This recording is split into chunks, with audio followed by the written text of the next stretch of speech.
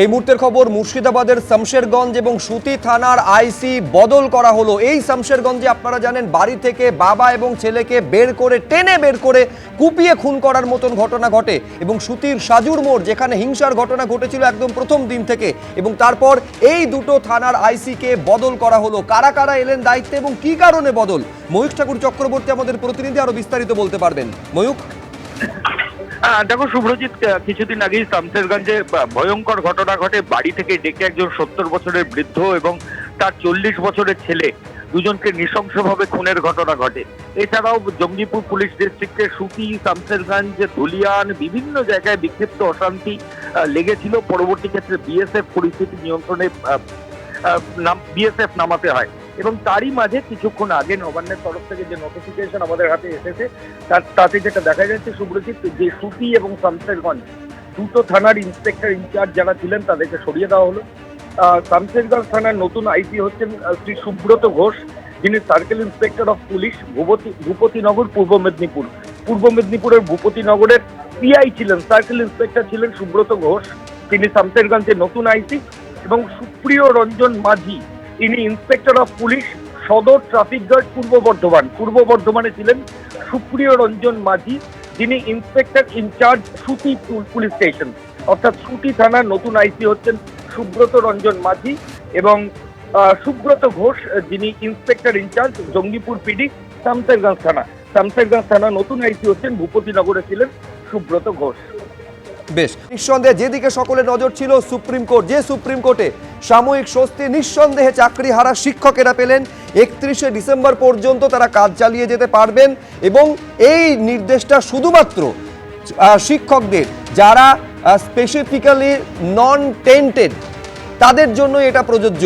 যারা group C group D রয়েছেন তাদের জন্য কোনো নির্দেশ দিল না সুপ্রিম কোর্ট। নতুন নিয়োগের ক্ষেত্রে সময়সীমা বাড়ানোর জন্য যে আবেদন রাজ্যের তরফে করা হয়েছিল সেই আবেদনে মান্যতা দিয়েছে, কিন্তু 31শে ডিসেম্বরের মধ্যে পুরো নিয়োগ প্রক্রিয়া সম্পূর্ণ করতে হবে এবং বিজ্ঞপ্তি কিভাবে নিয়োগ হবে, কতজন নিয়োগ হবে, কবে পরীক্ষা, কবে ফলাফল, সবটা 31শে মের মধ্যে বিজ্ঞপ্তি আকারে জানাতে হবে এবং হলফনামা দিতে হবে সুপ্রিম কোর্টকে। এইটা আজকে নির্দেশে জানিয়ে দিয়েছে সর্বোচ্চ আদালত। এবার মুখ্যমন্ত্রী তা নিয়ে কি বলছেন দেখুন।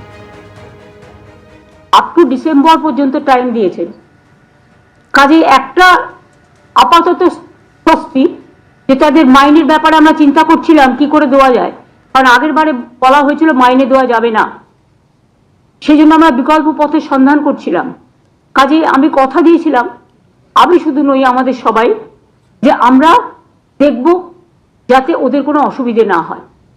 সেটা আজকে আমরা আমাদের আবেদনে সাড়া দিয়ে ডিসেম্বর পর্যন্ত আমরা সময় পেয়ে গেছি এবং তারপরেও দেখবেন, আমি অনেকে বলছেন 2026-এ যাবে, 2026-এ যাওয়ার প্রশ্নই নেই, এই বছরের মধ্যেই সব সমাধান হয়ে যাবে আশা করি, যদি আপনারা সবাই সাথে থাকেন। আর আমরা যেটা করব আশা করি ভুল করব না, আর মানুষের কাজে আমি ভুল করি না, আমার নিজের কাজে ভুল করতে পারি। কাজেই আমি খুশি যে আপাতত একটা সময় আমরা পেয়ে গেছি এবং টিচাররাও মাইনে পাবেন যথাসময়ে। কাজেই এটা তো একটা বড় স্বস্তির খবর, এবং একটা স্বস্তি যখন হয় তখন ভবিষ্যতের স্বস্তিও তার উপরে নির্ভর করে। সুতরাং আমি টিচারদের অনুরোধ করব, ভালো করে মন দিয়ে ক্লাস করুন, মন দিয়ে কাজ করুন, চিন্তা করবেন না, আমরা আপনাদের সহসাথী সমব্যথী এবং সহসাথী। আপনাদের বেদনা হলে আমাদেরও বেদনা লাগে। এটা ওই সাময়িকভাবে যেটা বললেন যে বেতনটা হয়তো চালু থাকছে, তাই আর্থিক টানটা হয়তো এই কয়েক মাসের জন্য আমাদের পড়বে না, কিন্তু আলটিমেট আমরা চাইছি যে সসম্মানে স্কুলে ফিরে যেতে।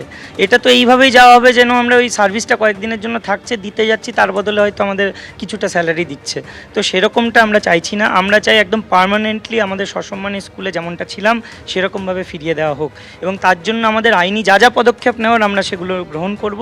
আমরা এতে আনন্দিত নই মোটেও। আমরা নতুন যে রিক্রুটমেন্ট প্রসেসের কথা বলা হচ্ছে, সেই রিক্রুটমেন্ট প্রসেসে অংশগ্রহণ করার জন্য যে উঠে পড়ে লেগেছি বা তাতে আমরা ওইটাই চাইছি এমনটা একদমই নয়। আমরা চাইছি যে চাকরিতে যেমনভাবে ছিলাম সেটা আমরা রিভিউয়ে অবশ্যই যাব এবং আইনি লড়াইয়ে সেই জায়গাটা অবশ্যই ফিরিয়ে আনব। পরীক্ষায় আমরা একদমই বসতে পারবো না, কারণ 2016 সালে আমি যে স্টেজে ছিলাম এখন কিন্তু আমরা সেই স্টেজে নেই।